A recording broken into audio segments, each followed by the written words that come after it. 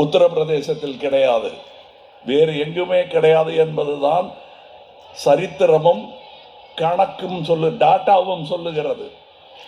இவர்கள் அறிவித்த நலத்திட்டங்களின் மூலம் 34 விழுக்காடு பெண்கள் கல்வியில் சேருவது அதிகரித்திருக்கிறது என்பதுதான் உண்மை. அது நாட்டிலேயே இங்குதான் நடக்கிறது என்பதுதான் உண்மை. இங்கு உங்களுக்கு சொல்லி புரிய வைத்து விடலாம். கல்வி அறிவு இங்கே அதிகம், ஆனால் அது இல்லாத பல மாநிலங்கள் இருக்கின்றன. அவைகளுக்கும் சேர்த்து குரல் கொடுப்பது தமிழகம், தமிழ்நாடு என்பதை நாளை சரித்திரம் சொல்லும். இன்று எப்படி நமக்கு பல துறைகளில் நாம் முதலிடம் வகிக்கிறோம் என்ற அந்த உண்மையை கசந்தாலும் அவர்கள் ஒத்துக்கொள்ள வேண்டிய நிலைமை இன்று இருக்கிறது. நான் இந்த பாடலில் வரும் வரிகளை நீங்கள் உற்று கேளுங்கள், தெளிவாக செவிசாயுங்கள்.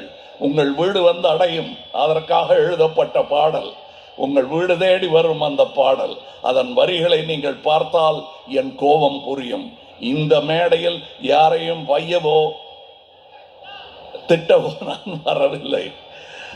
அது நான் நிஜமாகவே எனக்கு 10 சீட்டு கிடைச்சிருந்தாலும் நான் வைய மாட்டேன். ஏன்னா நான் எதிர்கட்சி என்று எதையுமே பார்ப்பதில்லை. கட்சிகள் அவ்வளவுதான். தமிழ்நாடு நம்முடையது. சித்தாந்தங்கள் மாறுதலாக இருந்தாலும் அவற்றை அரவணைக்க வேண்டும் என்பதற்கு எடுத்துக்காட்டாக உள்ளார் சகோதரர் ஸ்டாலின் அவர்கள். அதற்கு மேல் என்ன வேண்டும்? நானும் பேசியிருக்கிறேன், ஆனால் நான் பேசியது விமர்சனம் மட்டும்தான். நான் சொன்ன திட்டங்களை எல்லாம் மகளிர் உதவி திட்டம் என்று நாங்கள் மேனிஃபெஸ்டோவில் எழுதித்தான் இருந்தோம். சாதனை என்பது சொல் அல்ல, செயல். என் கூட்டத்தாருக்கு இந்த வார்த்தை 40 வருடமாக நான் பழக்கி வைத்திருக்கிறேன். அவர்களுக்கு புரியும். அந்த செயலை செய்த ஒரு காரணத்திற்காக மட்டுமே நான் இங்கு இருப்பது நியாயமானது. கேள்வி கேட்காதீர்கள். நான் இங்கே இருக்க வேண்டியவன், அதனால் இங்கே வந்தேன்.